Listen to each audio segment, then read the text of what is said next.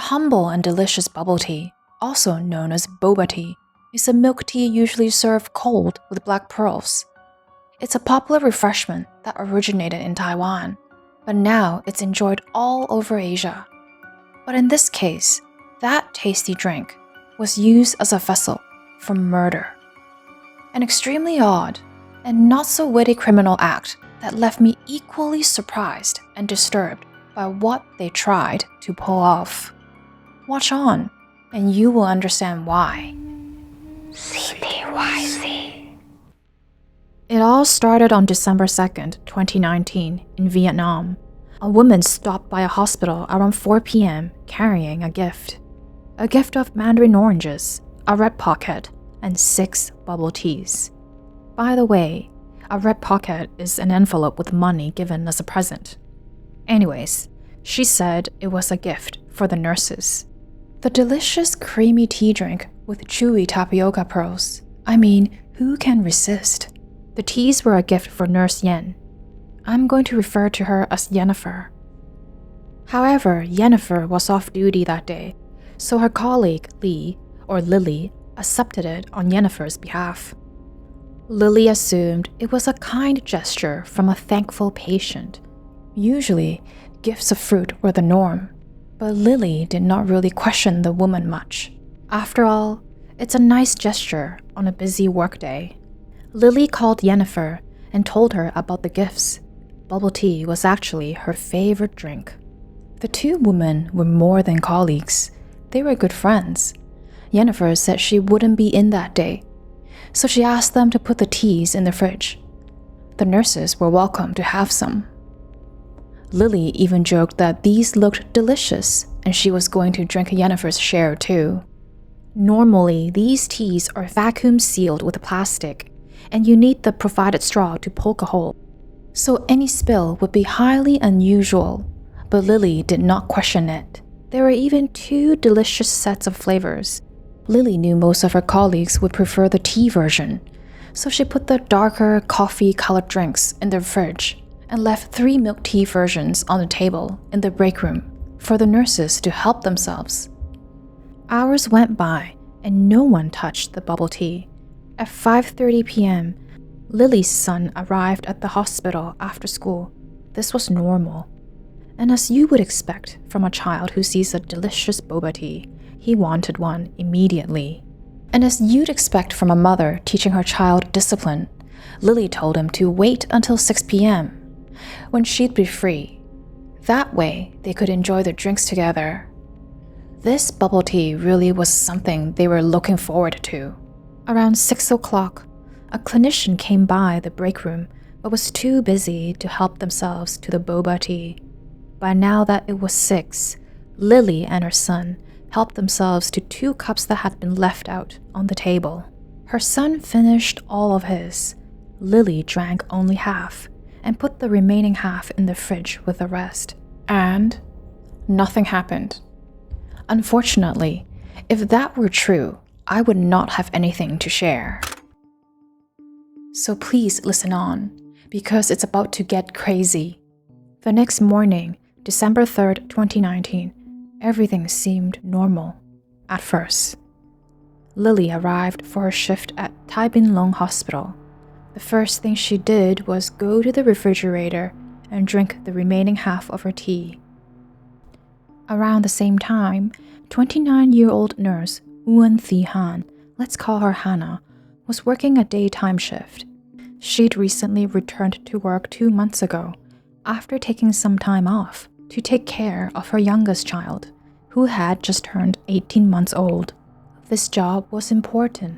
She needed to support her family of 3 and her husband, who did not have a stable income.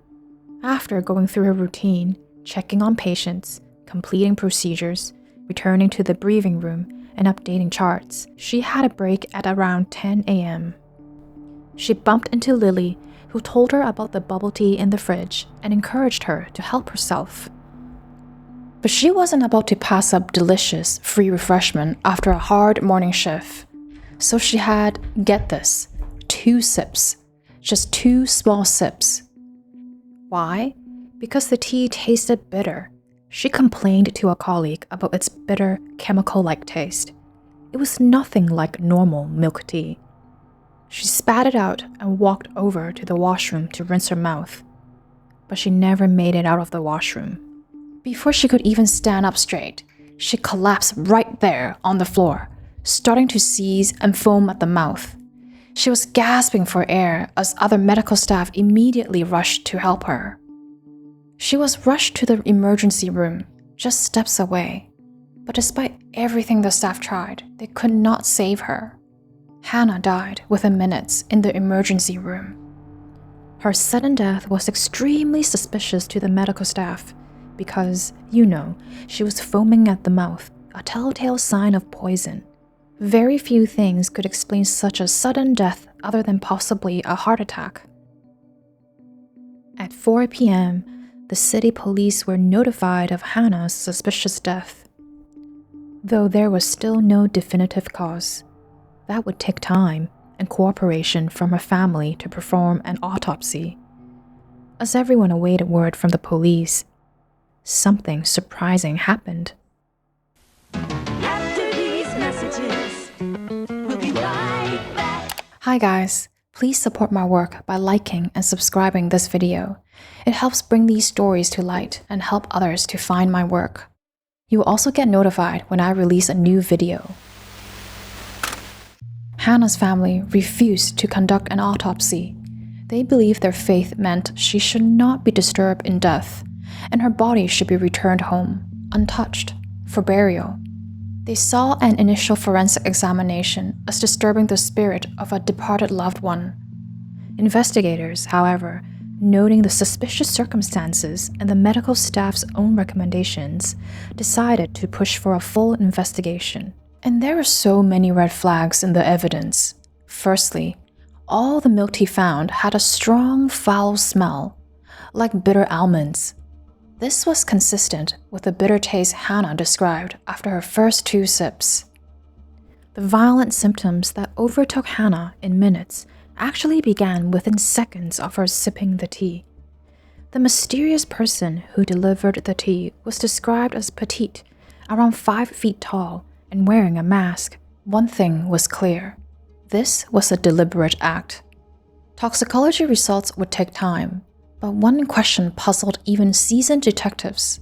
How did Hannah die so suddenly and violently, while Lily and her son, who drank their teas entirely, were unharmed and did not notice the bitter taste in their respective drinks? It made no sense how a mother and son weren't poisoned, while all the remaining teas in the fridge had that strong odor, indicating likely poisoning. All 3 remaining teas in the fridge were traced back to the same brand bubble tea vendor, Togo Taco Bubble Tea. Detectives began questioning all the witnesses one by one, interviewing them in isolation to verify their accounts and find the most consistent version of events. We started with the person who first handled the drinks, assistant nurse Nguyen Thi Hanh, or we called her Lily. Lily described the woman who brought the bubble tea as petite and thin, roughly 150 centimeters tall, or 5 feet tall, wearing a hat and a medical face mask that obscured most of her face. The woman spoke with a northern Vietnamese accent, suggesting she was local to the area. To Lily, nothing about the encounter seemed unusual at the time, just another delivery of appreciation for the staff, presumably from a patient's family. Detectives noted all the teas were delivered to Nguyen, not Hannah. But then why were there 6 teas? And why did Lily and her son not get poisoned? It made no sense. Was this a personal dispute among the nurses? A workplace conflict gone deadly? Interviewing the staff quickly ruled that out. Colleagues attested all the women had good professional relationships, no signs of tension or hostility. But there was one thing. Just recently, Nurse Yen received a disturbing message on her phone.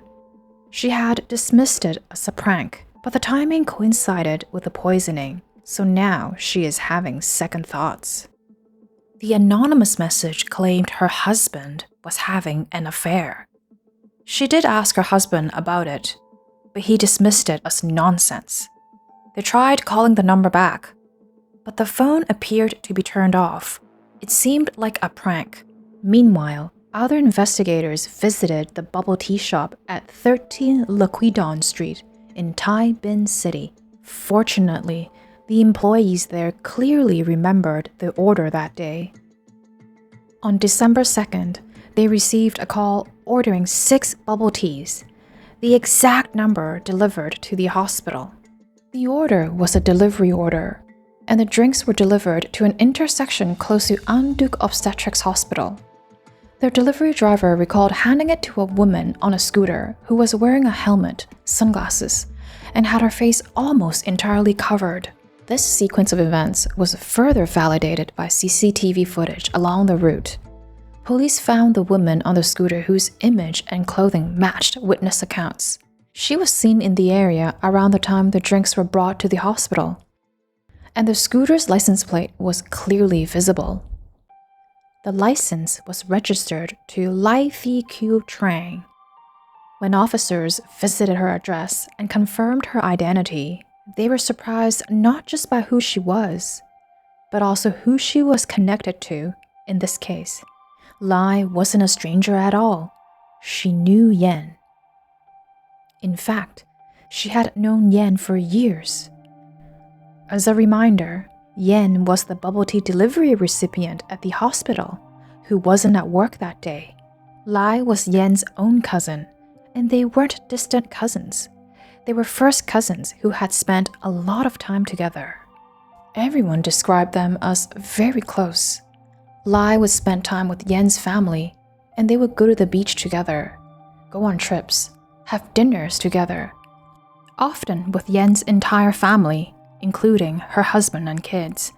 So why would Nguyen's best cousin presumably want her dead? Why go through all the trouble of disguising herself as a patient's family member and delivering 6 poisoned bubble teas to Nguyen? Did Lai intend to kill others at the hospital? Surely, Nguyen could not and would not have drunk 6 bubble teas. Lai had to know Nguyen was going to share the teas. The more investigators found out, the more questions arose. But as it turns out, there may be some truth to the text message Nguyen received. Her husband, Nguyen, who owned a gym with Lai, they were spending a lot of time together behind Nguyen's back. People believed they were having an affair, although Nguyen was completely oblivious. 2 weeks after the poisoning, on December 16th, the toxicology report came back. 4 of the 6 bubble tea cups tested positive for cyanide. It was a lethal concentration of a compound known to kill within minutes. More than 1,000 times the fatal dose was found in each cup. There was no chance for survival. This also explained how just 2 sips could deliver a fatal dose. By sheer fate alone, only 2 drinks did not contain cyanide, and they were drunk by Lily and her young son. It was pure chance, a deadly game of Russian roulette that they were unaware of playing. I have to pause here and say just how shocked I was by the whole thing. It's reckless and evil, all at once. A woman, a nurse, a mother with an 18-month-old baby had to die because of one person's twisted actions, and a child and mother survived purely by luck. They had the only 2 bubble teas that weren't poisoned. It sounds like twisted fate, but it's real. Lai was immediately brought in for questioning and confronted with the CCTV footage and the pile of evidence against her. I don't have many details of what went on behind those closed doors, but she confessed right away. She said she did it because she was in a romantic relationship with her cousin's husband. They were in love, but he chose to end it, and it broke her. She tried to move on every time she saw him with his wife, her cousin, and family. The jealousy and rejection ate her up inside. She said she had even been searching online for ways to harm herself. That's when she found out about cyanide and found a way to buy it in bulk. But instead of turning the poison on herself, She switched her plan to use it on her cousin. And get this, she bought 2 liters of cyanide, 2 1-liter bottles. I'm shocked at how easily such a deadly chemical can be bought, and in such massive quantities that it could kill thousands. But that's a problem for another conversation. Lai said on the morning of December 2nd, she bought a prepaid mobile number and called the Toco Taco bubble tea shop to order 6 drinks, which she picked up herself on her scooter at the intersection. She then went straight to a pharmacy to buy a syringe and needle. She went back home and used a razor to cut a small 1 cm incision in the plastic seal of each drink. She injected cyanide into 4 of the 6 cups. Why not all of them? Well, according to her, by the time she's injected to the 4th cup, she had ran out of cyanide. Anyone planning something like this, especially targeting their own cousin out of jealousy over an affair they themselves were involved in, is a deranged, unstable, and disturbed individual that normal people can hardly relate to. Lai's original plan was to hire a delivery driver so she wouldn't have to walk to the hospital herself. But when that fell through, she decided to do it herself. She bought a bag of tangerines and filled a red pocket with 100,000 Vietnamese dong, which sounds like a lot, but really is less than $4. She said the hardest part was keeping calm and collected when walking into the hospital with a deadly gift. She walked straight into the administrative office of Internal Medicine, Department 3, handed over the tea, and walked out like it was nothing. Everyone who saw her said she acted normal, but inside she was extremely nervous. Her statements matched the evidence perfectly. The investigators also exhumed Hannah's body the next morning. Her family was shocked, but the doctors and investigators already suspected the truth. Hannah did not die of a heart attack. Cyanide was the only lethal substance found in her stomach. At the 2020 trial, the truth was laid bare. Trang admitted meeting Nguyen at motels multiple times during their affair. She knew cyanide's deadly power, but chose to go ahead with her plan to remove her cousin and take her place. She said she regretted it the moment she left the poisoned bubble tea, but was too afraid to go back and stop it. Trang also confessed feeling a twisted relief when she heard that it wasn't her cousin who died. On July 17, 2020, the People's Court of Thai Binh Province officially opened proceedings against Lai Thi Kieu Trang. An earlier trial attempt had been postponed due to her declining health. But when the case returned to court, prosecutors made their position clear. This was a cold, calculated crime, driven by a jealous obsession to protect a dishonest relationship by eliminating her own cousin. In court, Trang showed remorse and asked for leniency. She deeply apologized to the victim's family, bowing her head before the jury. But by then, the damage was done. A young nurse was dead, and others could have been lost. The courtroom was thick with emotion during the victim's statements. Hannah's mother stood holding a framed photo of her deceased daughter, tears streaming down her face, a raw, heart-wrenching moment that moved even the most stoic court officers. Yen, who had spent weeks believing it was an accident, could not believe her own cousin was behind it all. Not to mention that her husband had been involved with her cousin while she worked long nurse shifts. Only after Lai's arrest did Yen begin to accept the painful truth. She said she felt worse knowing a colleague with a young child had died, and she felt guilt even though she was innocent. The betrayal by her cousin cut deep. The prosecution's case was strong, lacing 6 bubble teas with cyanide, enough to kill multiple people, showed not only intent, but reckless disregard for anyone else who might suffer. The defense's claim that hospital staff should not have accepted gifts fell flat against overwhelming evidence. Many saw it as blaming the staff more than anything else.